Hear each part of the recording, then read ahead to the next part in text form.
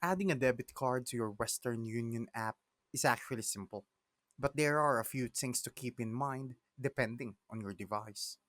Start by opening the app and logging in.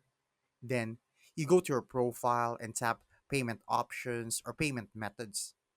From there, select add debit or credit card.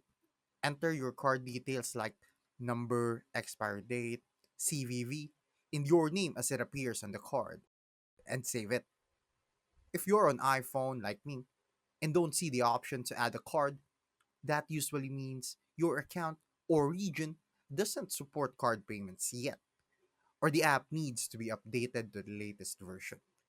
In that case, you can try adding your card through the Western Union website first, then check the app again. Once the card is successfully added, it's ready to use for sending money or making payments instantly. Thanks for watching. Make sure to subscribe for more useful content.